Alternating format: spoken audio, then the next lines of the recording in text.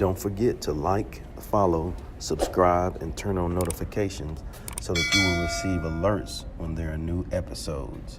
Go get it.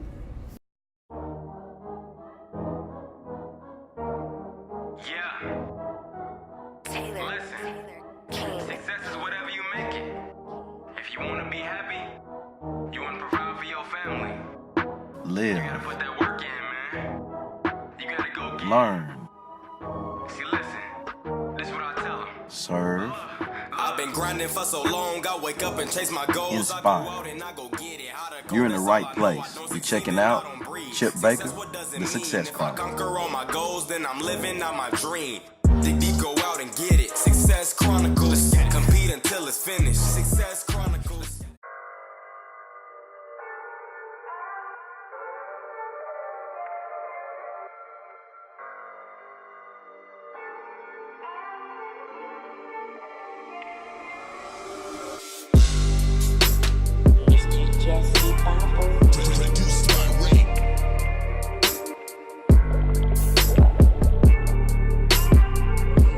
Hey, what's up, everybody? This is Chip Baker coming to you with another episode of the Success Chronicles. And today we have Roots with us. He's coming to us from Atlanta, big time DJ, been DJing for several years. Off air, we talked about the year count. We did some big time math, producing and, involved with some, one of the classic groups, one of my favorite groups of all times.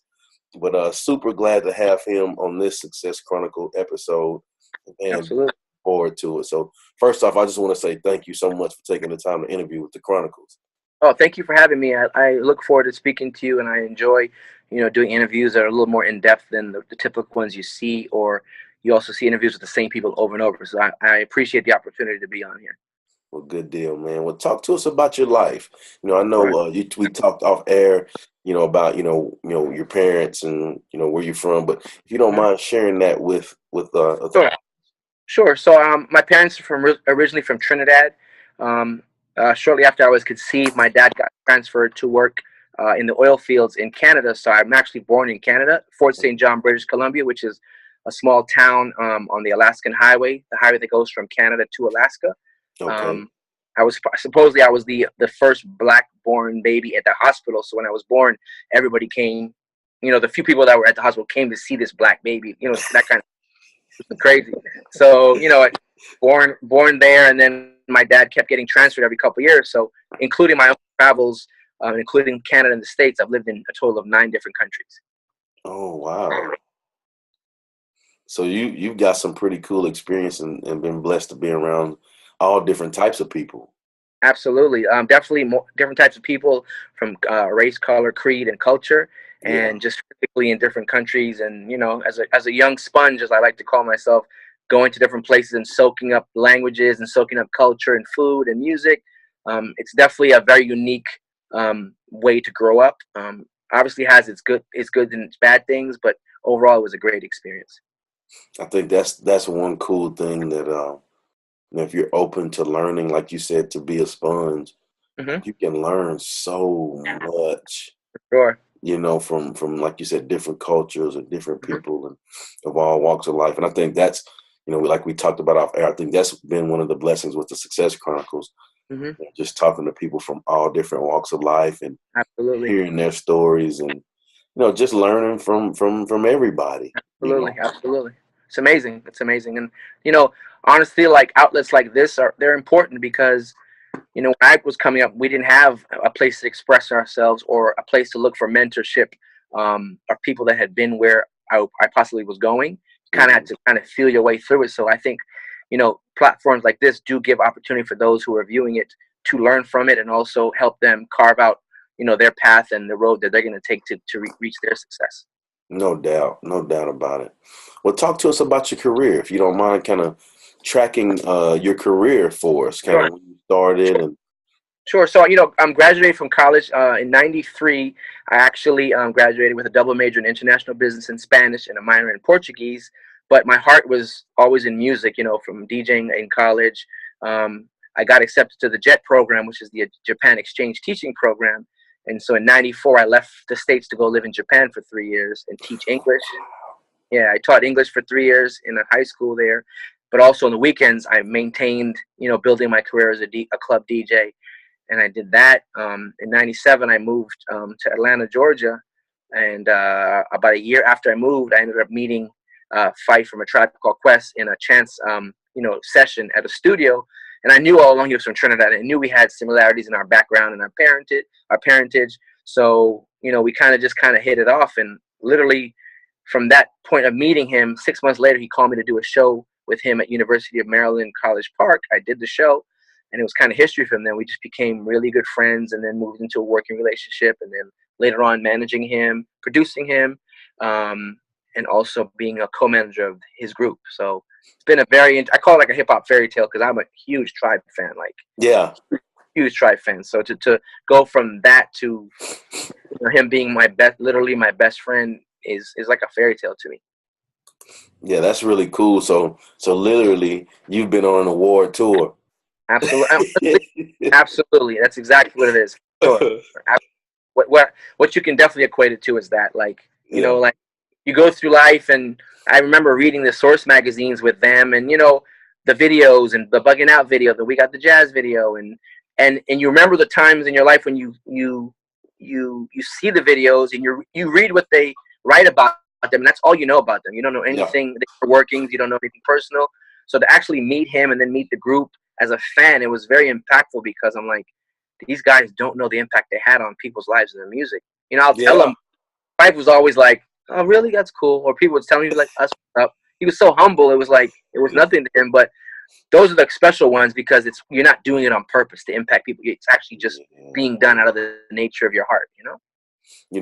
Man, as you were saying that, I was literally putting myself into. I can remember, being in high school, riding around with my friends. I left my wallet in El Segundo. I mean, to this day, we send we text verses to each other of verses. It's so dope. And that, that's the power of music. Is it's a language. You know what I mean? Like, you were communicating with your buddies with the language of their lyrics, and certain punchlines they said, you could use it in regular conversation, and you would. You know what I mean? Yeah. And you would do it, and it was funny because you made sense of something that, was just a lyric, but you applied it to your everyday life. And I'm just thinking about it now, but that's an important part of music. Is it moves you? You know what I mean? It moves you, and it brings people together. It ties people, I think, together forever. No doubt about it. No doubt about it. And it just, and not just Tribe, but just anything. I mean, you think about.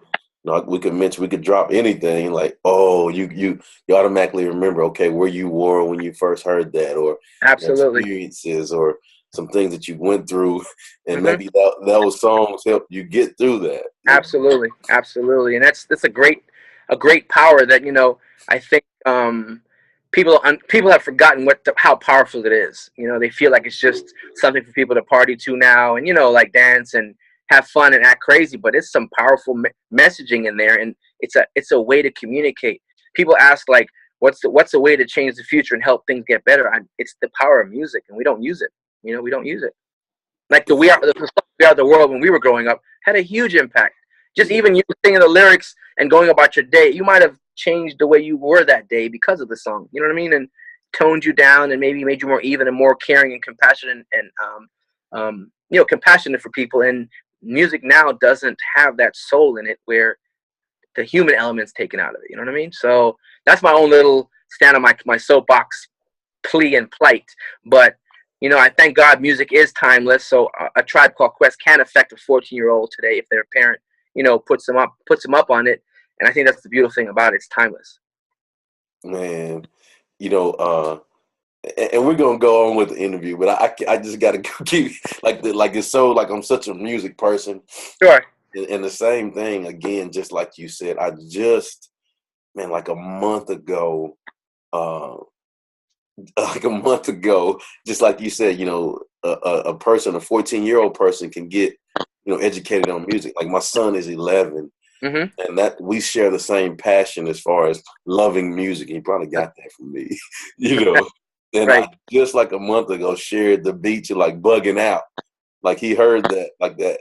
It was on something. I was like, hey, that's this, and so we listened to it and we Awesome. compared it, and just like you said, I mean, it helps, build relationships. It's timeless, helps build bonds, and but I just wanted to share that about the No, music too. sure, absolutely. I mean, it ties the generations together. Like even with like as an example, Tribe and the vans that we put out like not too long ago. Parents buying those for their toddlers and their kids and their brothers and sisters. It brings you back to where people are going to be like, well, if they're interested, what was it about this that my dad liked, and they dig into it and they listen to the music, and they may not love it, but at least they appreciate the message in there, and that where it comes from. And I think that's the great part about it, is legacy and creating your legacy and doing things to keep your legacy alive, and I think that's an important component. No doubt. What are 3 things you've accomplished in your life that you're proud of? I think honestly, I think the biggest things to me, honestly, would be being able to decide I wanted to go to Japan and figure out a way to get it done. You know what I mean? Like, I knew it was going to be expensive to live there. I knew it was going to be expensive to get there. I was like, well, what's available? So I took a Japanese course my senior year. Was it your senior year? And the assistant teacher had like a pamphlet about this program. So I had no clue about it, but I found out. I applied. I drove, because I'm Canadian. I had to get to Canada for my interview. So I had to drive through a storm to get to Canada, rent a car, speeding ticket. They towed the car when I got to the interview, and it was such a struggle to like get to the point. When I left the interview, I was like, I have to get this. There's no way I'm not getting this. And I got it. You know what I mean? So that was a huge accomplishment for me. I think also staying true to like my musical, like my likes and dislikes of music, and holding fast to what I believe in, my conviction about music, about DJing, culture of DJing, making sure that I'm adding on to the culture always and not taking away, that I'm educating people with technical abilities as well as how to rock a party. And that's a lot. It's a lot. The art form that's being lost, and I don't want to be the purveyor of that loss. So for me, it's like when I spin and I mix, it's with intent to show people, yeah, you can press buttons and buy a controller and be a DJ, but you can also do this. Man, that's You're deep. shaking your head. That's crazy. I don't know if it's good or bad. Man, like I'm trying to soak it up, man. I'm feeling it. Like That's dope. That's dope. Yeah. It's like I was telling my girlfriend the other day. I was like, it's very serious to me. I don't play around with my DJ stuff. Like, not so much showing out or showing off. It's more so like how I feel about the art form and how pure it is, and the opportunities it's given me to meet great people, to travel the world, and to really just be happy doing a job that ends up not being a job because I love it. Because you love it, and that, like what you just explained, is everything that I'm all about. Yep. As far as what I do with my job is teaching and coaching. Mm-hmm. I love it. It's not a job. Right. And so if you love it, they always say if you love what you're doing, you'll never work a day in your life. So no doubt. And then also, being a craftsman at what you do.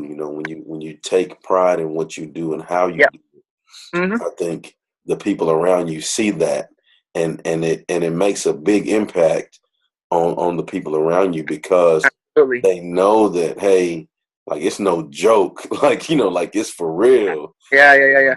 It's like, it's serious. And then, like, when you give them some stuff, like, oh no, I'm gonna hit you with it, like, absolutely. Like, I'm not just throwing it out there. No, I'm about to hit you hard, Yeah, I when I play, no matter if it's 10 people or 300 or whatever, I play like I'm going for your throat. Like, you have to.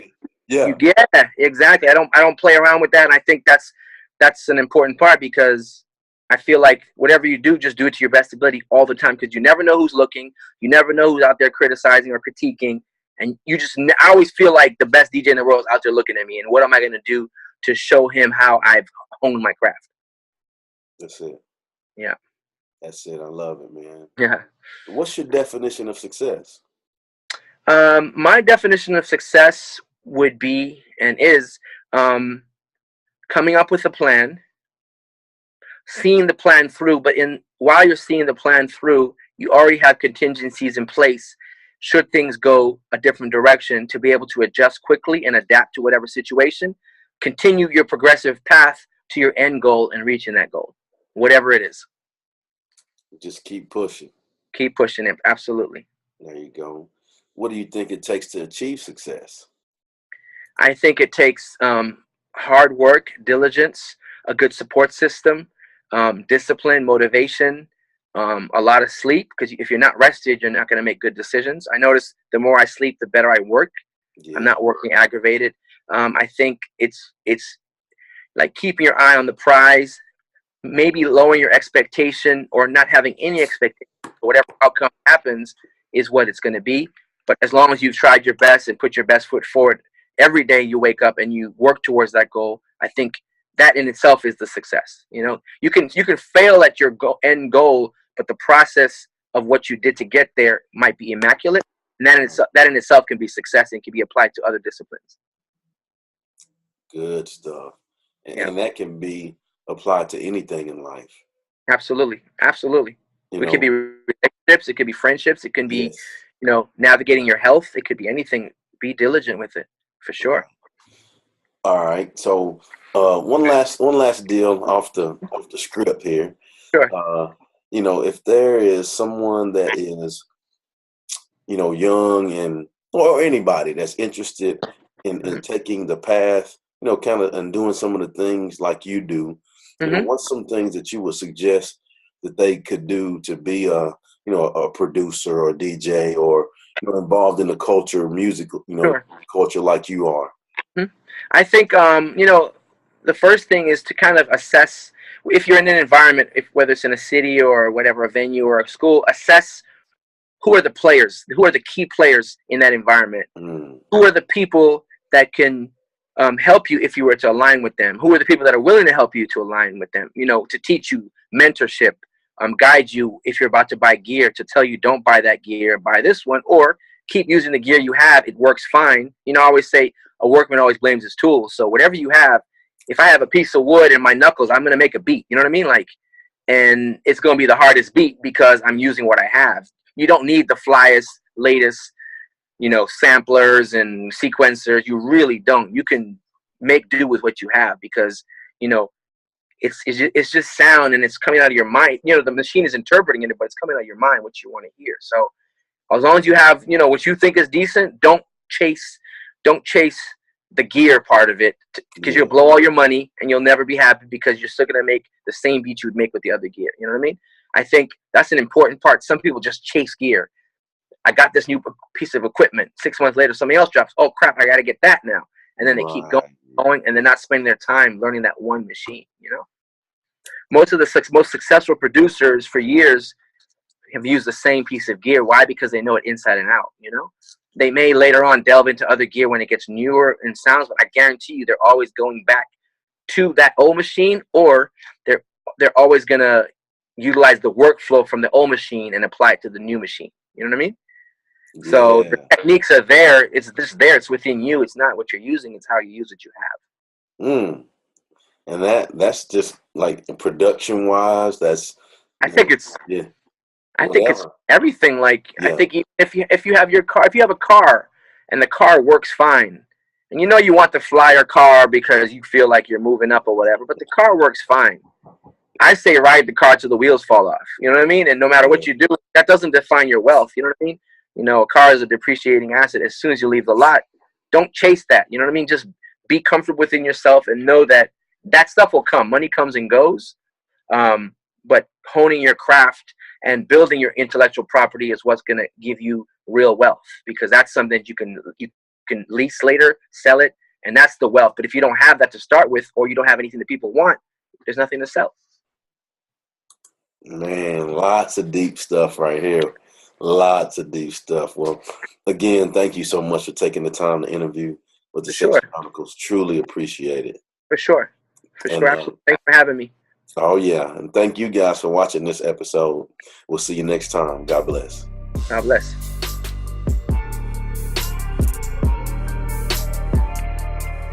Go get it.